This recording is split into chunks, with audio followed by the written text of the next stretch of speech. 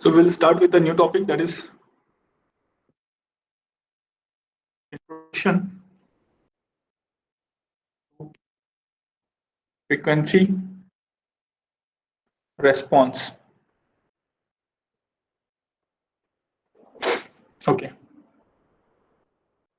So what does it mean? Frequency response defined as steady state response to sinusoidal input. So here frequency response is defined as steady state response. If you talk about the response of a system, we have already seen the response consists of two parts. First one is transient part, and second one is steady state part.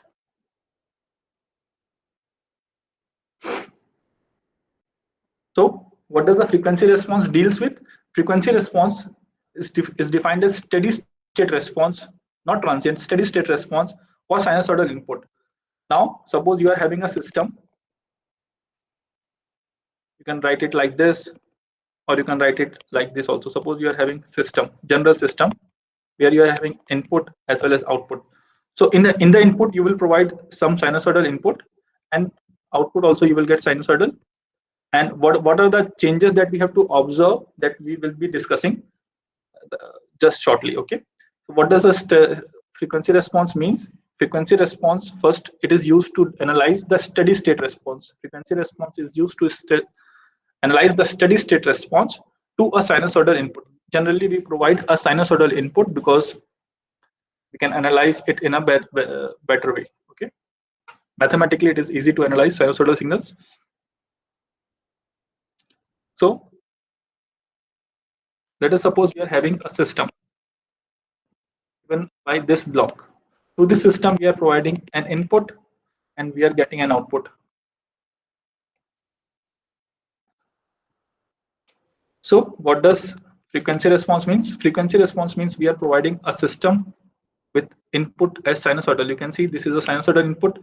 Let us say that the magnitude of this sinusoidal input is A, and let us define this as A sine omega t. Omega t is the phase, you can say, or frequency, whatever you want, you can call it. Let us suppose we are providing this as an input to our system. Now the output of system will also be a sinusoidal, considering it to be this system to be an LTI system. So the system that is under consideration is an LTI system, which means it's a linear time invariant system. This we have already discussed in our previous class, what is linear time invariant systems. So giving a sinusoidal input to this system, we will get a sinusoidal output. But it may happen that the magnitude of the sinusoidal output may change. You can see here the magnitude at the input is A, whereas the magnitude at the output is B. May change, right? As well as the phase also may change. So I can write B sine omega t plus phi. The phi is the change in the phase. How you will analyze the system in a steady state? By change in the magnitude as well as the phase. So there are two things which will be two variables which are involved in this frequency analysis part. First one is called as magnitude,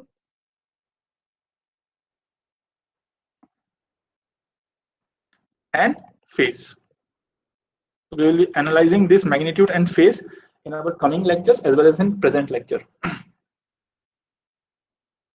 So if you provide a sinusoidal input, you can see here you are getting a sinusoidal output, but with some changes in magnitude and some changes in phase. Based on the amount of changes, we will analyze the behavior of a system in steady state. Output differs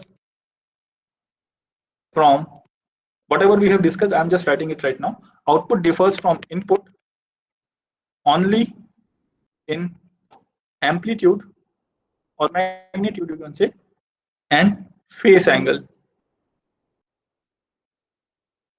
Output differs from input only in amplitude and phase angle. There are, why we are analyzing this frequency response, why we are studying this, because it has got certain advantages. So we will see some advantages of frequency response.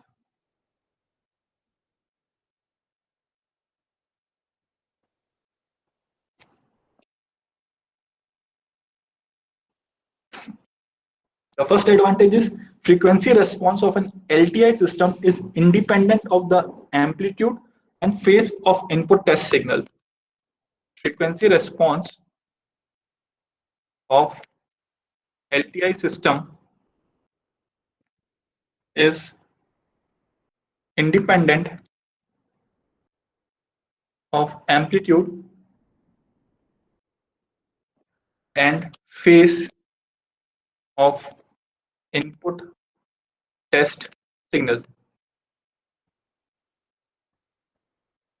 Second advantage is it can be easily carried out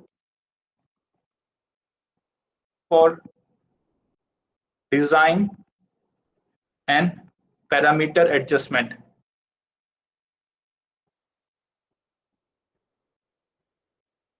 Suppose if you want to, after you have designed your system, your control system, if you want to adjust some of the parameters due to the noise which is present or some external forces or some due to some external causes, then it is very easy. If you have a frequency response of the system, then it will become very easy to analyze this or to carry out this step. Third advantage is effect of noise disturbance, effect of noise disturbance and parameter variation can be easily visualized. What does this mean? Suppose what in time domain, what you do, suppose if you provide this as an input, that is unit step as an input, and suppose you are getting a this kind of a response you are getting, right? For a unit step input, this kind of a response you are getting. This is an underdamped response. Now suppose this is not exactly how your system will respond. It might be, the response might consist of some noise which is generally of high frequency. You can see our, if you zoom here, so this consists of some noise which is of very high frequency, which you cannot analyze in time domain. So in frequency domain, because of this high frequency nature, you can easily, it can be easily, you can easily distinguish between your steady state response and the noise, because the frequency of this noise will be very high. Frequency of the noise will be very high. So by looking at the spectral density, you can analyze what is your steady state response and what is the noise. Frequency of noise is very high. So this is another advantage of dealing in frequency domain, that is effect of noise disturbance and parameter variation can be easily visualized. Next advantage is transfer function can be obtained from frequency response. So this we will see in our coming lectures. So these are some of the advantages of doing or of studying the frequency response.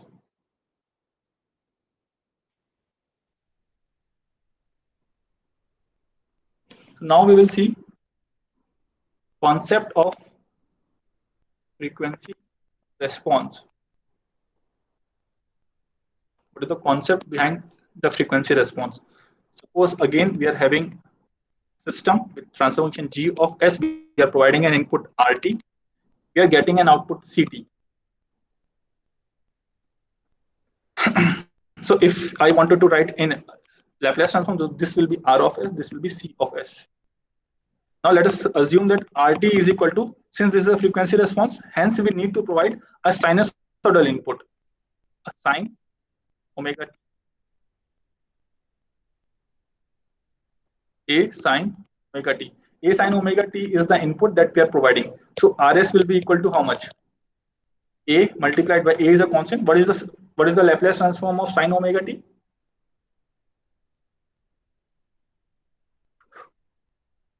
That is omega upon s square plus omega square. This is the Laplace transform of sine omega t. Do you know this? We have already studied in our previous lectures. Yes, sir.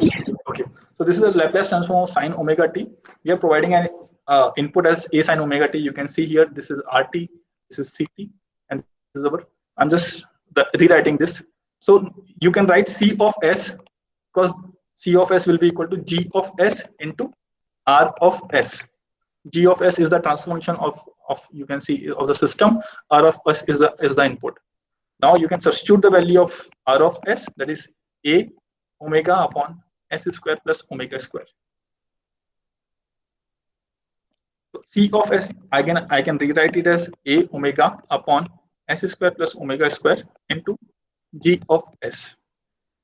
Now what you have to do, you have to do partial fractions. So partial fraction will look like somewhat this. Let us say that after partial fraction, the constant k1 I'm writing as a constant, and this I'm writing as s plus j omega plus k2 s minus j omega plus partial fraction of, I'm just writing it in a very generalized way, okay? Partial fraction of g of s. Once you reach to this step, you have to do the partial fractions, right?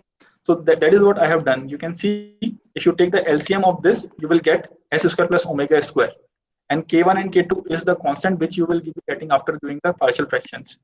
And I have separately written the partial fraction of g of s. So this quantity, that is this quantity and these are two different quantities.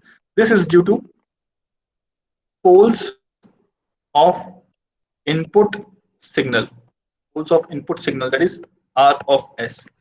This response is due to the poles of input signals and this response is due to poles of transfer function.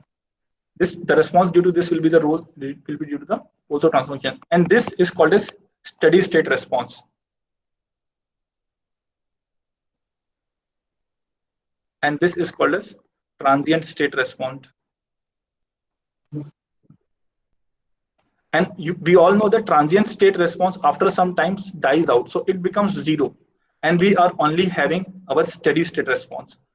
So this is the concept behind frequency response. We will be assuming that our transient response is zero, it is becoming zero, and we will only be focusing on the steady state response.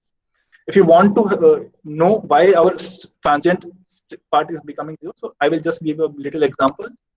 Very little example. Let us suppose that we are having a transfer function of 1 upon s plus 1, and we are providing an input to this. That is, let us suppose we are providing an input of unit step, that is 1 upon s, and we want to calculate C of s, right? I'm just providing you an example. Why? You can see by this example, you can visualize that transient state is due to the poles of the transfer function, and steady state is due to the poles of the input signal. So just pay attention. Okay, so let us suppose this is our transfer function. So Cs will be equal to 1 upon s into s plus 1. Now, if you want to do partial fraction, so Cs after partial fraction, what it will be? 1 upon s minus 1 upon s plus 1. If you do the partial fraction, you will reach this. So this is the response which you are talking. This is corresponding to steady state, and this is corresponding to transient. Why it is corresponding to transient, we will shortly see. So you will understand. Okay. So if you take the inverse Laplace transform, so this will be equal to 1 minus e to the power minus t into ut. Now, if you plot the response, this is Ct. If you plot the response, suppose this is your 1. Plot the response at t is equal to 0. You can see this is 1, and this e to the power 0 is 1. So at t is equal to 0, Ct will be equal to 0. And at t is equal to infinite, Ct will be equal to 1. So initially it will start, and this will settle at 1. So you can see this is the transient part that I am talking about, that is dying out, and after transient part has died out, so this is our transient response, this is our steady state response. After our transient part is died out, we are only left with our steady state part, which is due to the poles of the input, which is due to the poles of the input. So poles of the input this is the poles of the input, and the transient part, this is the poles of the our transfer function. So you can see now what we are doing in frequency response is we are observing the steady state response by providing a sinusoidal input. So we will provide a sinusoidal input and we will study the steady state. Is it clear? Yes. Okay. If there is any doubt, you can ask. Okay.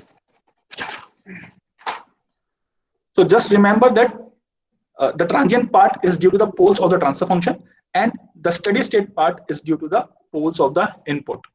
And we are worried, and in frequency response, we will study the steady state response. Now, without wasting further time, we will directly jump into the polar plot. As I have told you, we will study polar plot. An extension of polar plot is called as Nyquist plot. Extension of polar plot is a Nyquist plot, and there is another method, that is Bode plot. Just Bode plot.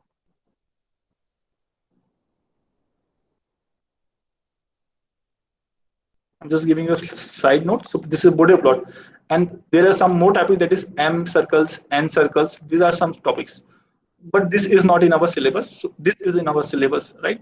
So why we are studying this? To analyze the stability of a system. Stability of system. We have already seen how to define the stability. How we have seen in Routh-Hurwitz, that is Routh-Hurwitz table, and through Root-Lucas also some part, that is relative stability, we have also seen through Root-Lucas, and we have also seen through the Routh-Hurwitz. Now we will see this. All methods of frequency response is used for stability analysis of a system. M circle, N circles are not in our syllabus. Right now we are dealing with polar plot. In coming lectures, we will deal with the Nyquist plot, which is just an extension of polar plot. And there is another method that is called as Bode plot. All these methods are generally dealt with, as I have already told you, is having two parts only, that is magnitude part and the phase plot. Because since we are providing a sinusoidal input to a system, so only two variables are there, that is magnitude and phase. Depending upon the we will analyze what are the changes in magnitude and phase, and we will be having some parameters or some formulas based on which we will be able to comment on the stability of a system. So first is the polar plot. Polar plot, I will just give you a definition. It is the plot of magnitude.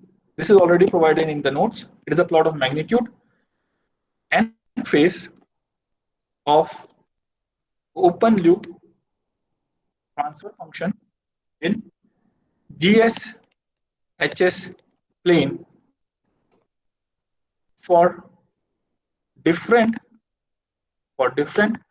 values of frequency, which is ranging from, frequency will range from 0 to infinite. The point here to note is that it is a plot of magnitude and phase that we have already seen of open loop transfer function. We know what is open loop transfer function, GS, in GS plane. Now there will be two plots. That is, first one is magnitude and second one is phase. These two quantities we want to analyze, but for this we will be requiring two different plots. But in polar plot, instead of using two plots, what has been done is they are reduced to a single plot. We will not be using two plots, but we will be using single plot. In this single plot only, we will be showing both magnitude as well as phase. We will be showing both magnitude as well as phase in the single plot, and this plot is called as GH plane. You can say GS into HS plane. But this is referred as sigma. There is a real part, and this is referred as imaginary as previous. This is a GS plane. This plane consists of both magnitude and phase. We will see shortly while we solve our example. we will see some of the numericals, we will see. So it is a plot of magnitude and phase for open loop transfer function in GSHS plane for different values of frequency, that is 0 to infinite. Now, what we are going to plot in this GS plane is for different values of omega, that is ranging from 0 to infinite, what is the change in the magnitude and phase. For different values of omega, we will be plotting magnitude and phase in GH plane. So this is the definition of polar plot. So we will directly see one example.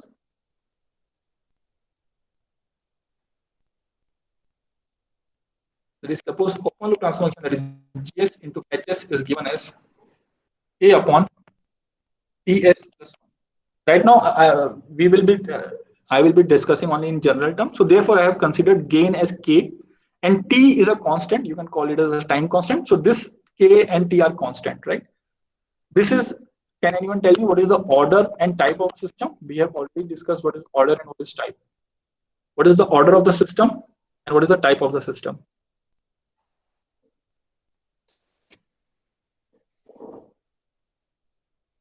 The denominator का highest power is order और numerator का highest power is type.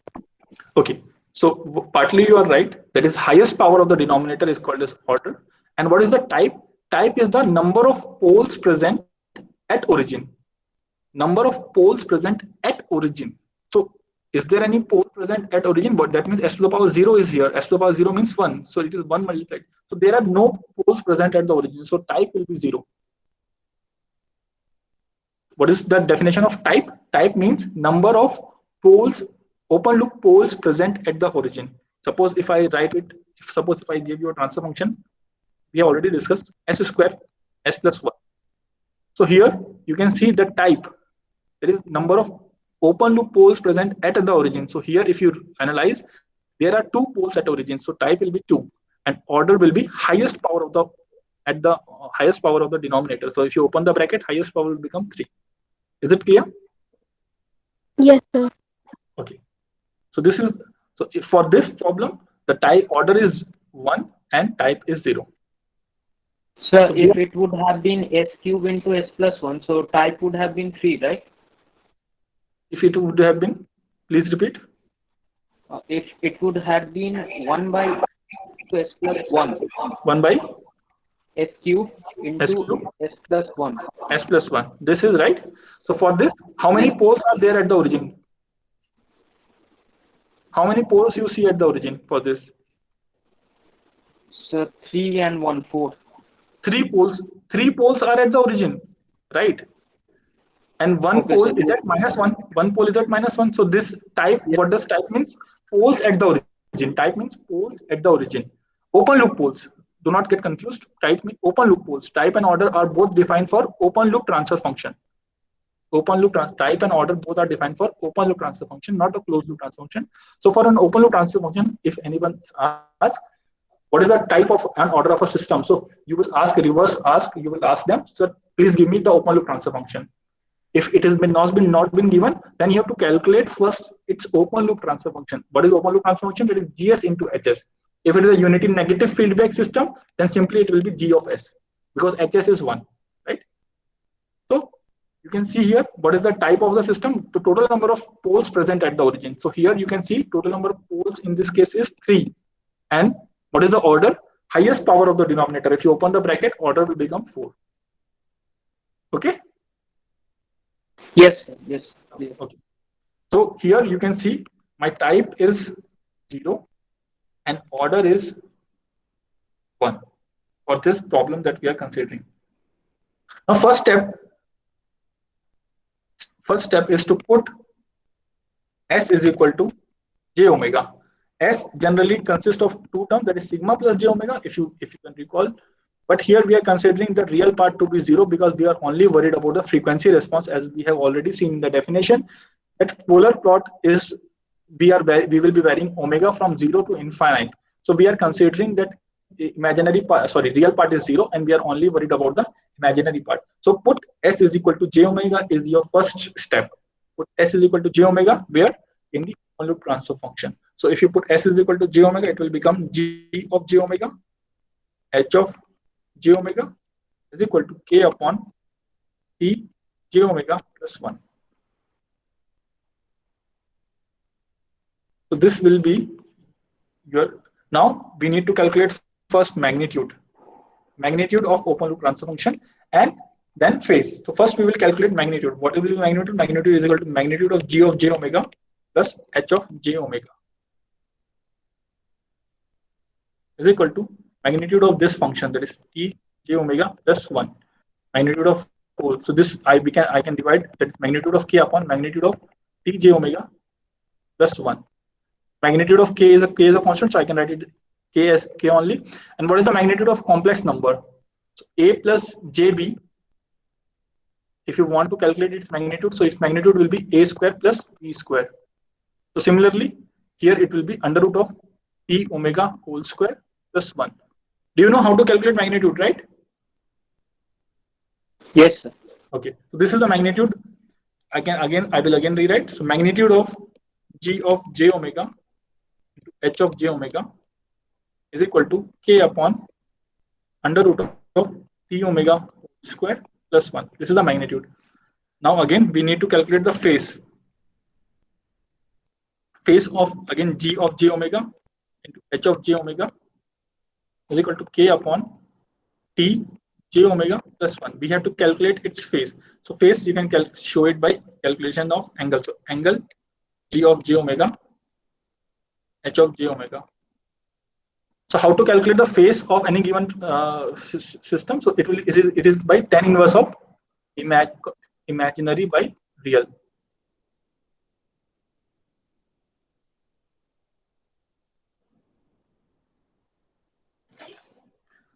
No. It is tan inverse of imaginary, not imaginary by real, real by imaginary.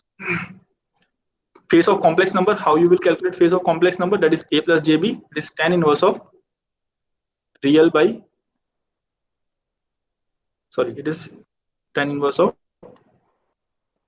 imaginary by real. So what is the imaginary part here? Tan inverse of b upon a. So this is how you calculate the phase of this complex number. Similarly, if you want to calculate the phase of the denominator, then instead of plus it will be minus, right? So just see, I'm calculating the phase. So here you can assume that imaginary part is 0 and real part is k. So tan inverse of imaginary by real, that is 0 by k, minus, why I'm putting minus? Because it is, I'm calculating the phase of denominator. Tan inverse of imaginary by real, imaginary is t omega upon 1. So I can rewrite it as angle of g j omega h of j omega. This quantity tan 0 is, you know that tan 0 is 0, minus of tan inverse of t omega.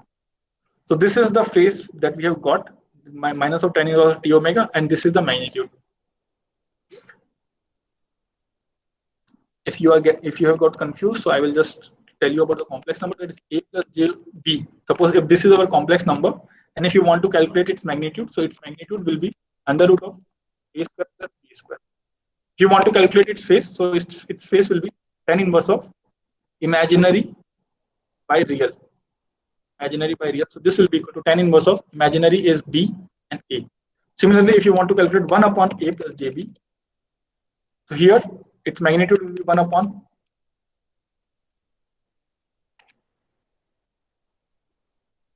just wait.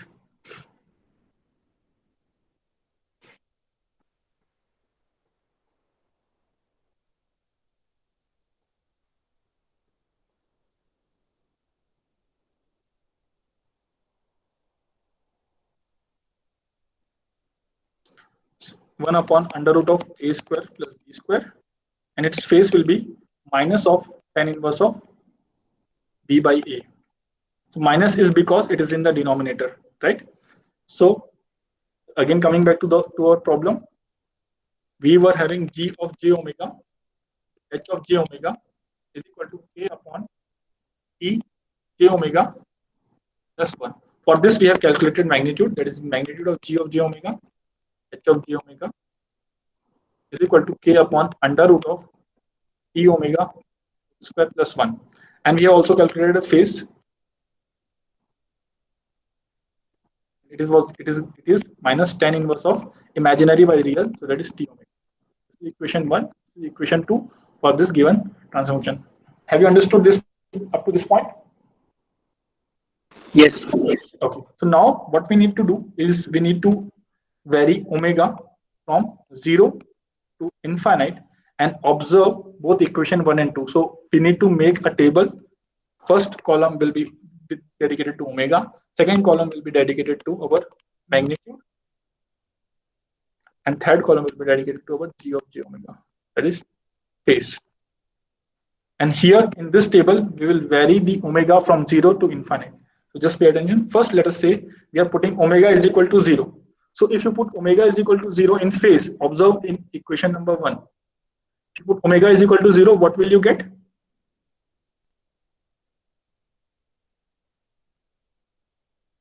K. K. Simple K, because t into 0, that will be 0, under root of 1 will be 1. So we are getting will be K. If you put omega is equal to 0 in equation 2, what will you get? What phase you will get? 0 degrees. Yes, 0. Because tan 0 is 0, tan inverse of 0 is 0, so we will be getting as 0. Next, we will gradually increase that. Now let us put omega is equal to 1 by t. So if I put omega is equal to 1 by t, what I will get in magnitude? So this will be equal to k upon omega is equal to 1 by t. So under root of t multiplied by 1 by t whole square plus 1. So this t will cancel and we will be getting k under root of 2. So this is k under root of 2, that means 0.707 into k. So magnitude we will be getting as 0. I have written in very generalized form. We will also see some numerical problem as well. 0.707, that means instead of k there will be some numerical value, right? And what is the phase? If you put t is equal to omega is equal to 1 by t, here if you put omega is equal to 1 by t, what will you get? That is tan inverse of 1. What is tan inverse of 1? 45 degrees. 45 degree, and minus sign is there, so we will be getting as minus 45 degree. Similarly, you can go on putting, you can put 2 by t here, right? So you will be getting, I'm just writing, I'm having solution, so 0.44 k minus 63 degree. You can go on putting, and finally you have to put infinite. Finally, you have to go on putting, and finally at last we have to put infinite. If you put k is omega is equal to infinite, that is frequency is equal to infinite in equation 1, what will you get? Equation 1, put omega is equal to infinite, what will you get? 0. 0, because 0. k upon infinite, so this will be equal to 0. And if you put omega is equal to infinite here at equation 2, that is tan inverse of infinite. So tan inverse of infinite is Minus 90 degree. minus 90 degree. Okay, so we have made a table where we are changing a frequency from 0 to infinite, and correspondingly we have got magnitude and phase.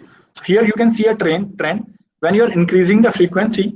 You can see when we are increasing the frequency from 0 to infinite, our magnitude goes on decreasing. You can see k, first it was k, that is 1 into k, then it was 0.7 into k, then 0.4, and ultimately it becomes 0. Whereas phase goes on increasing from 0 to 90 degree. You can say increasing or decreasing, whatever you want. If you're considering minus, then it is decreasing. Let us just say phase is increasing. So there is a similar, some kind of pattern is there. So the last part is to draw it on GH plane. So now I will tell you about GH plane, so that you can plot the points that we have got. So GH plane, this is our GH plane. Okay, this part is called as sigma.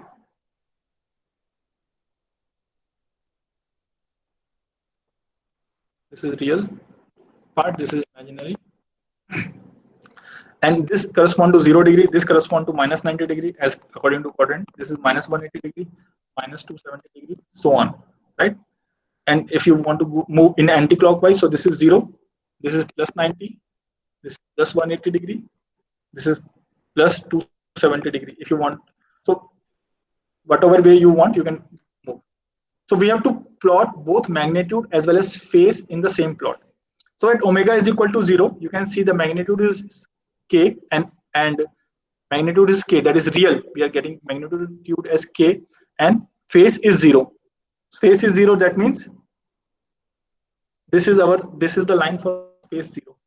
This is the line for phase 0, and magnitude is k. I'm just drawing roughly. So let us suppose that this is magnitude is k, and magnitude in GH plane is always measured from the origin. Suppose this is origin, this magnitude is k. Magnitude is always measured in GH plane from the origin.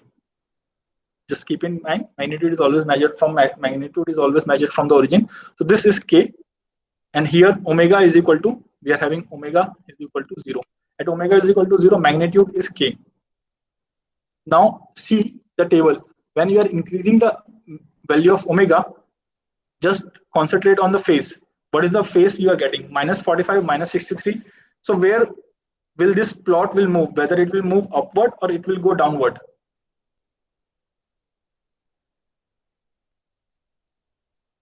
If you can see, if we are increasing the value of omega, our magnitude, see the phase, first minus 45 degree, then minus 63 degree, and then minus 90 degree, which is obvious because this corresponds to our minus angle, minus phase. If you move in upward direction, it will correspond to a positive phase, but we are getting in a table that we have already seen, we are getting a negative phase. So that means our plot will start moving in a downwards direction. You can see here.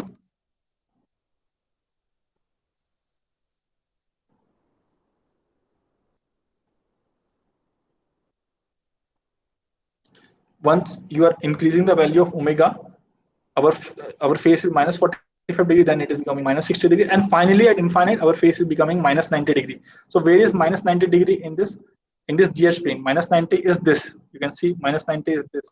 So your polar plot has to come like this, right? I'm just drawing in a very rough hand, and at infinite, you can see at infinite our magnitude is 0. Magnitude is 0. That means our plot has to end at the origin because magnitude is 0. So this is corresponding to magnitude 0, and phase is minus 90. How will you show phase as minus 90? I will just draw it first like this. If you can zoom it, if you want to zoom it, I will zoom it this part here, because you have to show minus 90 as final phase. So this corresponds to minus 90. So this angle, if you can observe, this is minus 90. So this angle,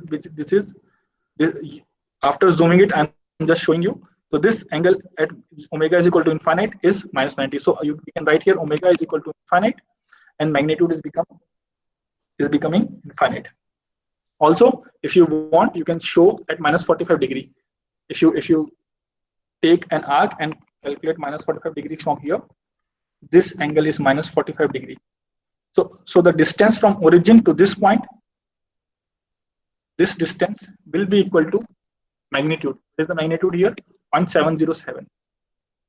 This magnitude is 0.707 k. So this is how we have drawn the polar plot. This is a polar plot of the transfer function g into h is equal to k upon t s plus 1. This is a polar plot for this transfer function, open loop transfer function, where at omega is equal to 0, our magnitude is k. You can see at omega is equal to 0, our magnitude is k.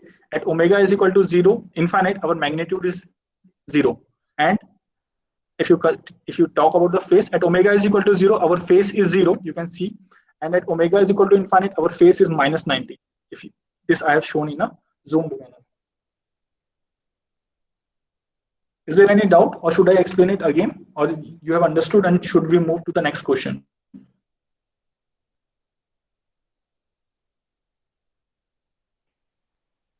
Okay, so let me explain it again, the whole problem again. So let us say that we are having open loop transfer function k upon ts plus 1. This was our open loop transfer function. For this transfer function, we want to plot our polar plot. Polar plot is a plot where we have to plot magnitude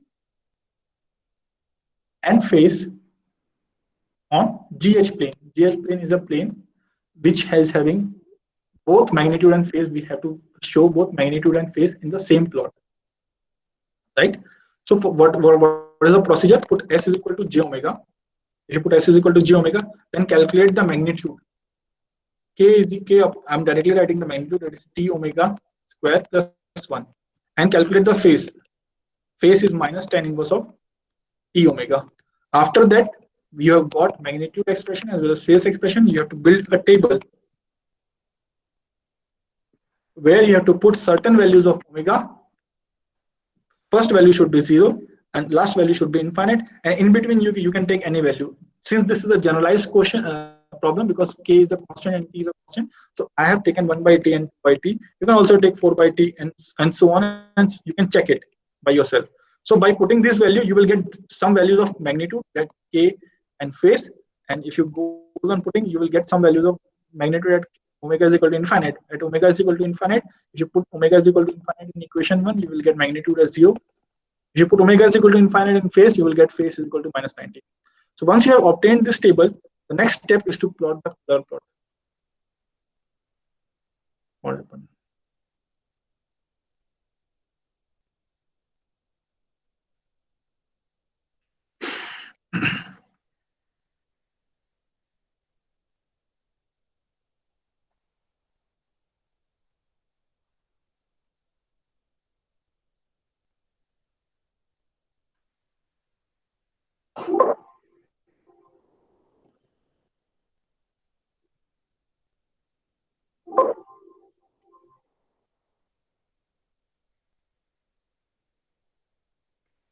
Just wait a second.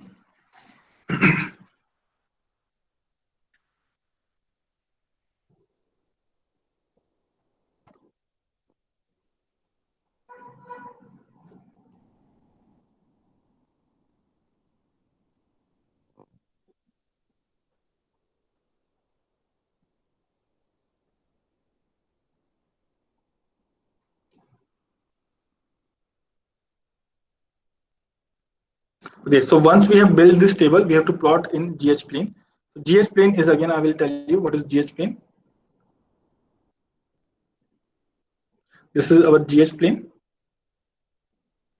where this is our real part and this is our imaginary part. This angle is correspond to 0. This angle is correspond to minus 90. This is minus 180 degree. This is minus 270.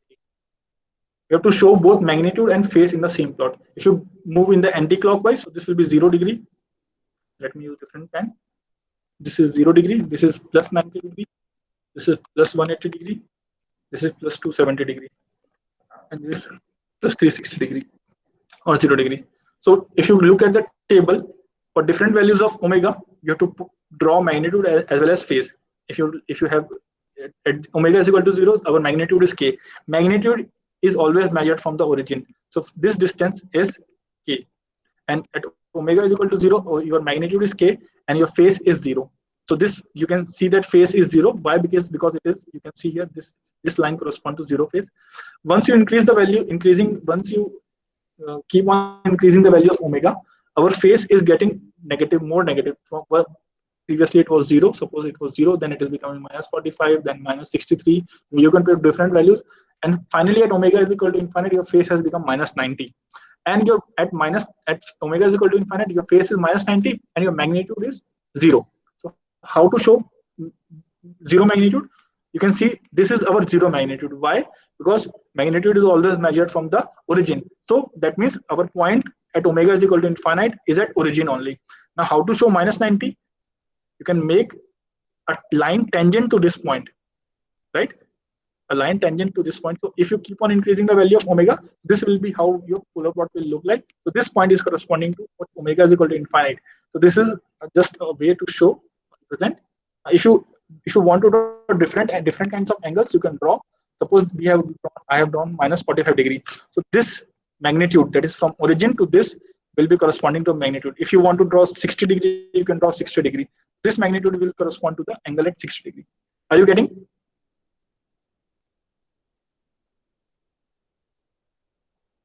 Yes, sir. Okay, so let me take one more problem so it will be more better.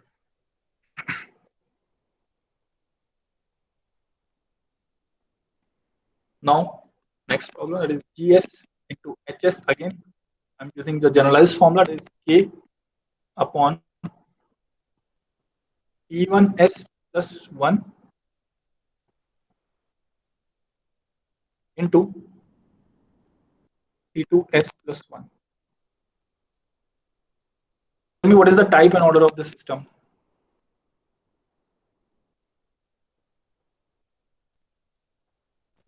So order is 2 and type is 0. Type is 0 because there are no poles at the origin. You can see, or one pole is at -1 by T1, another pole is at -1 by T2, and order is 2 because it is the highest power of the denominator after you have opened the bracket. So type and order is 2. So if we want to draw its polar plot, so step is similar. First you have to put S is equal to j omega, then calculate its magnitude, then calculate its phase. So we will be doing that. We will first put S is equal to j omega. So this will be equal to G of j omega, H of j omega will be equal to K upon T1 j omega plus 1, T2 j omega plus 1.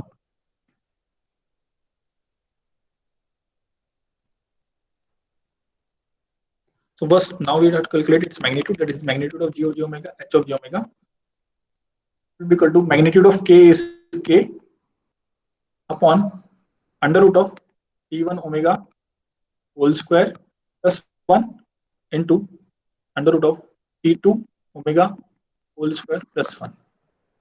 So this will be magnitude. One more thing is given in the problem, that is T1 is equal to 2T2. This is already provided in the problem, that is T1 constant is equal to twice of T2. So this is my, is there any doubt in calculating the magnitude? You let me know, okay?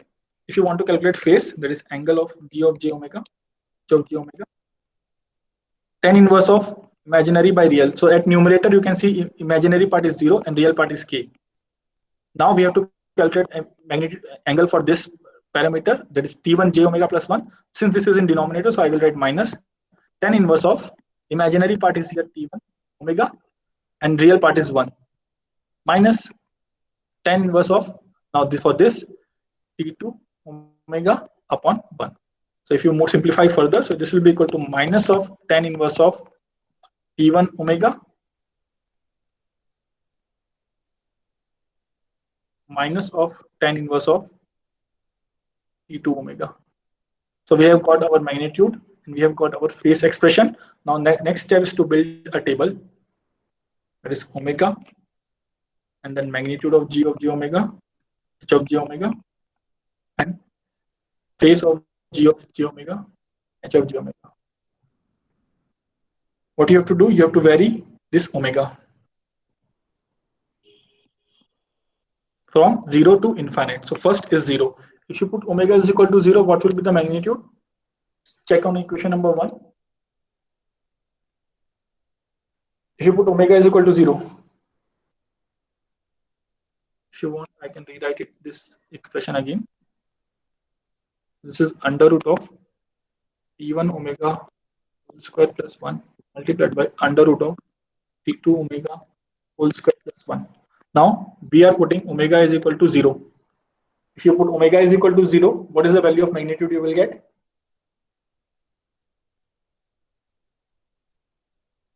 Okay. K.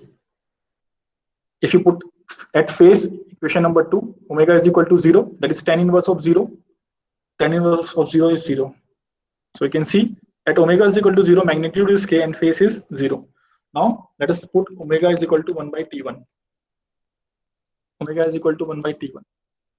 If you put omega is equal to 1 by T1, this will become under root of 2 and this will become, and we already have in problem, that is T1 is equal to twice of T2.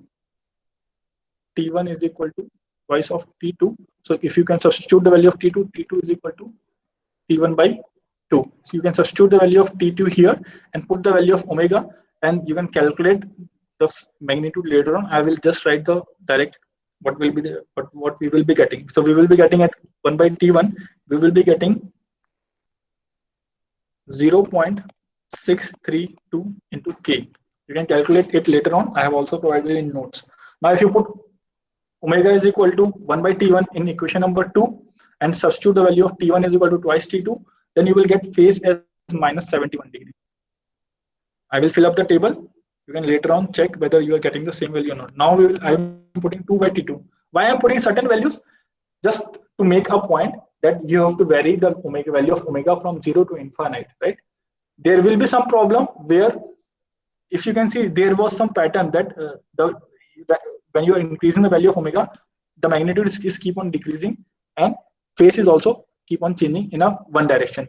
But there may be some problems where you may encounter that the magnitude may first decrease, and then after some time, if you keep on changing the value of omega, the magnitude will again increase and again decrease. So there is some pattern. So for that, we need to be sure. So I'm putting here different values of omega.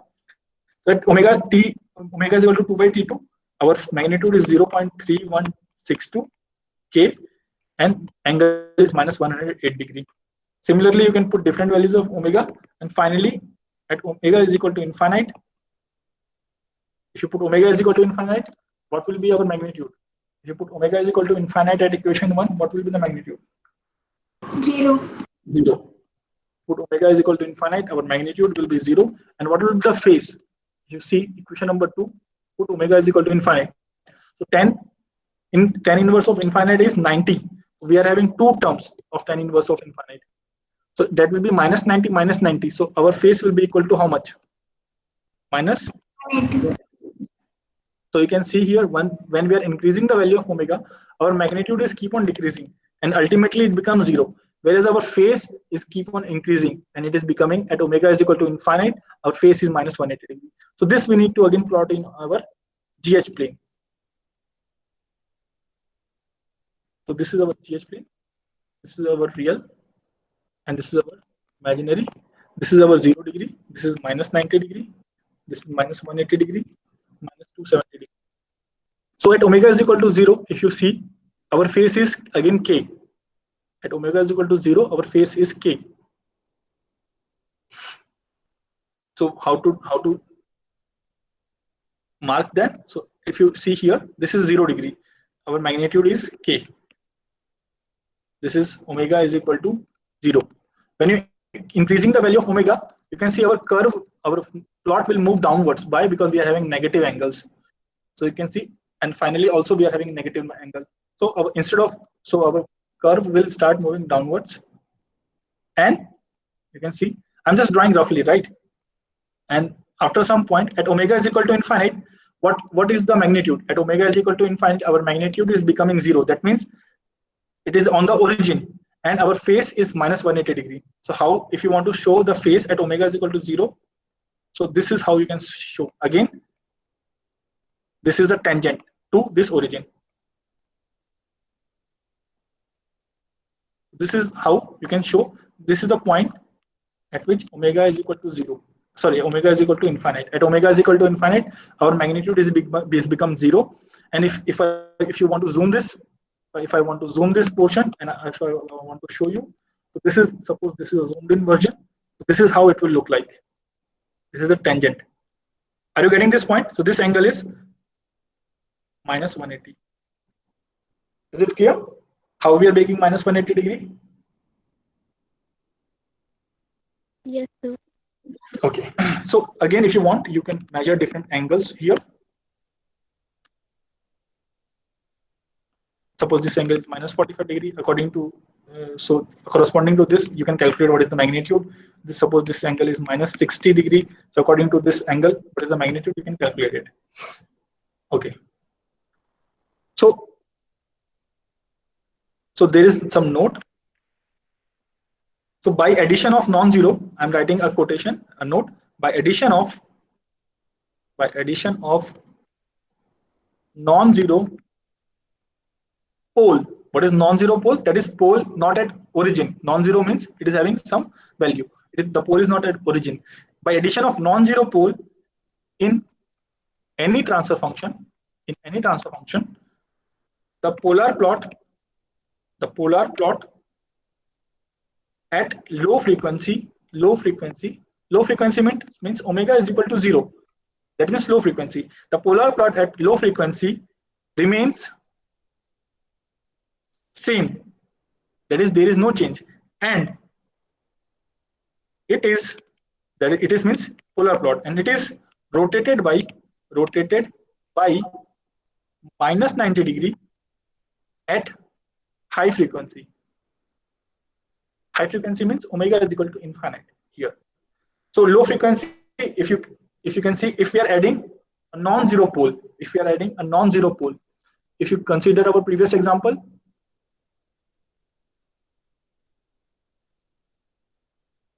so you can see this is our previous example problem where order is 1 and final angle is minus 90 degree.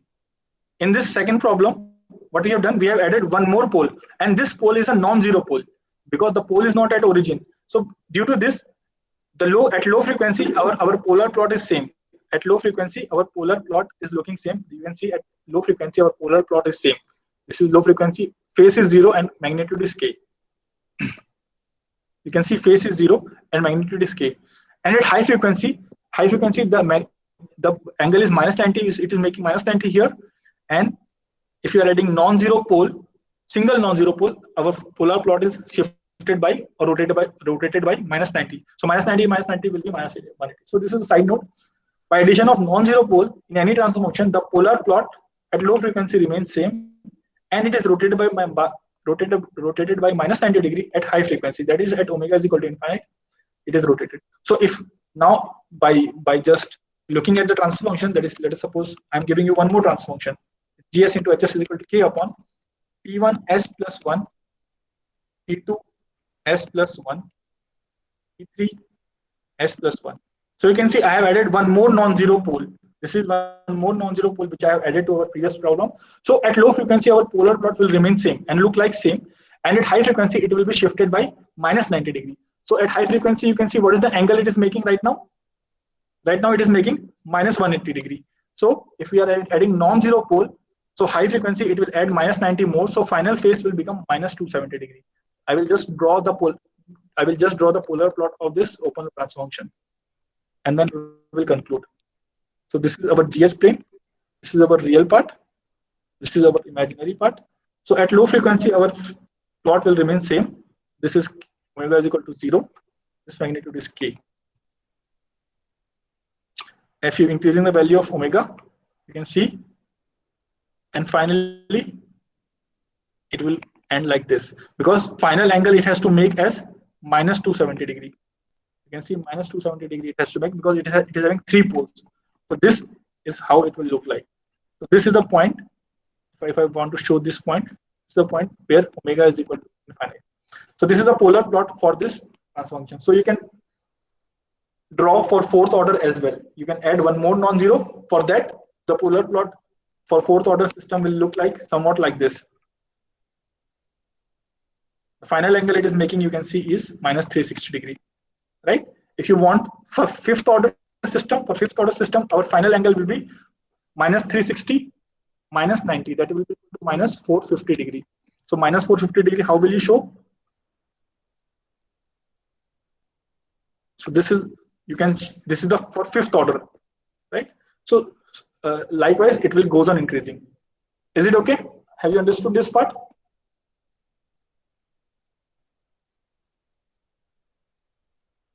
Yes, sir. Yes, sir. Okay. So now we will stop and we will proceed in our next lecture. If anyone is having any doubt, they can ask.